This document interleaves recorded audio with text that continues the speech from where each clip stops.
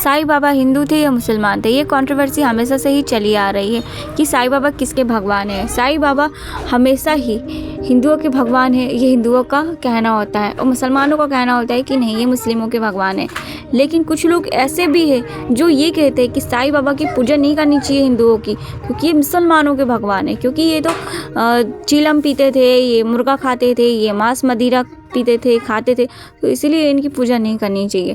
ये कुछ विद्वानों का कहना है, और ये किन विद्वानों का कहना है आप इंस्टाग्राम पर, यूट्यूब पर इनकी ढेरों सारी वीडियोस देख सकते हैं। सो हेलो दोस्तों, मैं हूं नंदिनी और आप देख रहे हैं एनबी मोटिवेशन मिंडा।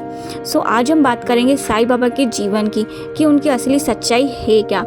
साईं बाबा का जो जन्म है वो एक छोटे से गाँव पाथरी के महाराष्ट्र राज्य में जो स्थित है वहाँ पर बताया जाता है। इनका जन्म का जो तारीख है वो 28 सितंबर 1938 को बताया जाता है। इनके माता पिता एक बहुत गरीब परिवार से थे, क्योंकि उस समय ज़्यादातर लोग किसान थे, तो इनके पिता भी एक किसान थे, लेकिन वह ब्राह्मण थे। इनकी माता का नाम देवगिरी अम्मा और इनके पिता का नाम गंगाराम भाऊ बताया जाता है। और साईं बाबा के बचपन का नाम हरि बाबू भिसारी बताया जाता है। हरि बाबू भिसारी इनके बचपन का नाम था, लेकिन बाद में इनका नाम चांद मियाँ पड़ गया, ये सब कुछ लोगों का मानना है। और साईं बाबा के नाम से भी ये जाने जाते थे।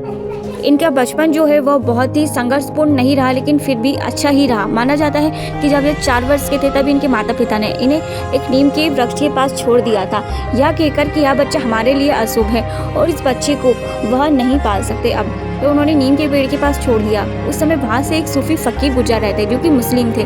उन्होंने इस बच्चे को रोते हुए देखा और उस बच्चे को रोते हुए देखकर उनका दिल पसीज गया, और उस बच्चे को लेकर वह अपने घर जाते हैं। वहाँ उनको घर ले जाते हैं, उस बच्चे को बहुत ही लाड़ प्यार से पालते हैं और अपने धर्म के अनुसार उस बच्चे को पालन पोषण करते हैं। क्योंकि वो एक मुस्लिम परिवार था, तो उस बच्चे में मुस्लिम गुण भी आ जाते हैं, वो मुस्लिम संस्कार भी आ जाते हैं। लेकिन सूफी फकीर यह जानते थे कि वह बालक एक ब्राह्मण बालक है, तो उस बच्चे को 10 वर्ष के पश्चात इन्हें गुरुकुल भेज दिया जाता है।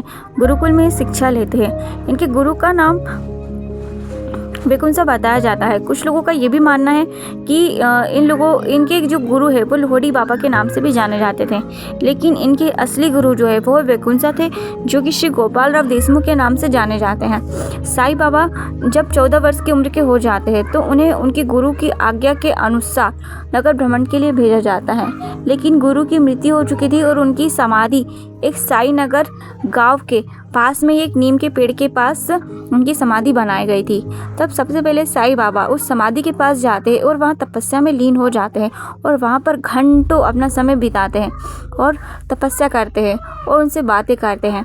जब ये सारी चीज़ें वहाँ के गांव वाले देखते हैं तो वह सोचते कि छोटा सा बालक जो कि 14 वर्ष का है वो इतनी सारी क्रीड़ाएँ कर रहा है और क्यों कर रहा है। तो वहाँ पर लोगों की भीड़ इकट्ठा हो जाती है। उस बालक को देखकर लोगों की खुशी का ठिकाना नहीं रहता है, क्योंकि उस बालक की मुख की शोभा ही इतनी प्यारी थी कि लोग उसकी ओर खींचे चले आते थे। कुछ दिनों बाद वह बालक पूरे नगर में चर्चा का विषय बन जाता है और लोग उसकी तरफ खींचे चले आते हैं। अब लोग उससे इलाज करवाते हैं, अपनी समस्याओं के हल ढूंढवाते हैं, और वह बालक भी शहर से उन सबकी मदद करता है।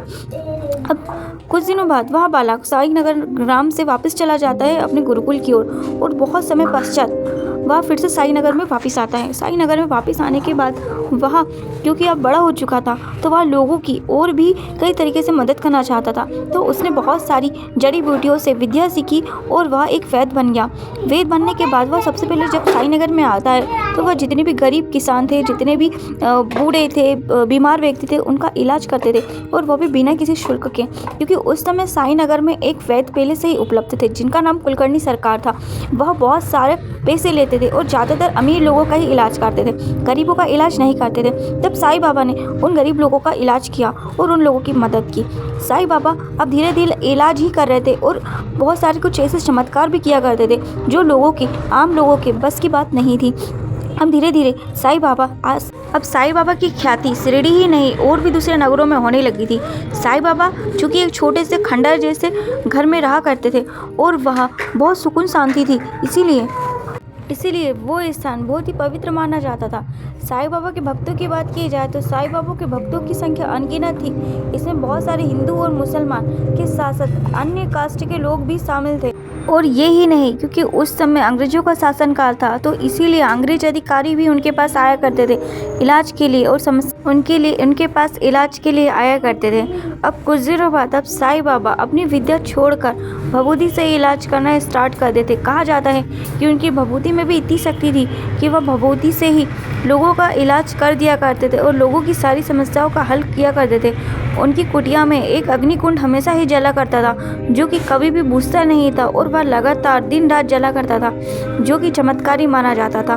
वहाँ का जो प्रसाद होता था साईं बाबा के यहाँ पे जो बनता था, वह खिचड़ा होता था, जो कि हर गुरुवार के दिन बढ़ता था और हर भूखे गरीब के लिए वह एकमात्र सहारा था, जो कि उस समय का बहुत बड़ा एक भंडारा के तौर पर माना जाया करता था। और आज भी हर गुरुवार के दिन साईं बाबा का भंडारा किया जाता है साईं मंदिर में। साईं बाबा वैसे तो ज़्यादातर भिक्षा ही मांगते थे और भिक्षा खाकर ही अपना गुजारा करते थे, लेकिन वह जितनी भी भिक्षा लाते थे वह ज़्यादातर लोगों में बांट दिया करते थे और जितना भी सामान आता था वह गुरुवार के दिन भंडारा कर सारी चीज़ों को दान कर दिया करते थे।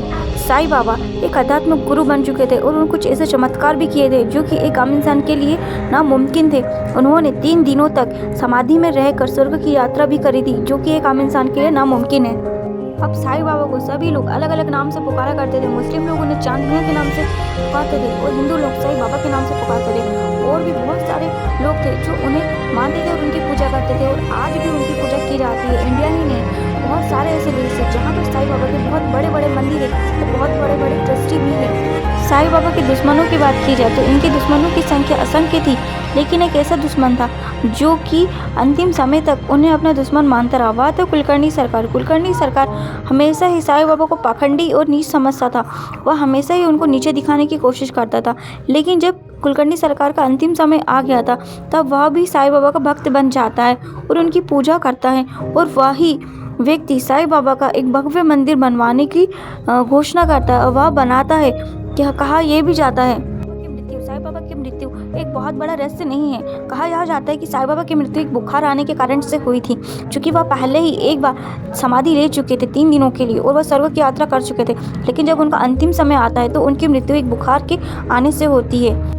साईं बाबा की मृत्यु के पश्चात उनकी समाधि वहीं पर जहाँ पर वह रहते थे खंडर में वह बनाई जाती है और वहाँ पर एक भव्य मंदिर का निर्माण किया जाता है, जो कि आज भी वहीं पर मौजूद है और हम शिरडी के साईं बाबा की मंदिर के नाम से जानते हैं। आज अगर बात की जाए तो यह मंदिर इंडिया का सबसे मोस्ट बड़ा और सबसे अमीर मंदिर माना जाता है और इसकी कमाई अरबों में की जाती है और अरबों रुपये यहाँ पर दान किए जाते हैं। और यही नहीं, इंडिया के बाहर भी साईं बाबा के बहुत सारे भक्त हैं और बहुत सारे मंदिर हैं जहाँ पर अरबों रुपयों का दान किया जाता है। सो साईं बाबा की यह वीडियो कैसी लगी आपको प्लीज़ कमेंट में बताइएगा। वीडियो पसंद आए तो वीडियो को लाइक करिए, शेयर करिए, कमेंट करिए और ज़्यादा से ज़्यादा लोगों तक शेयर करिए।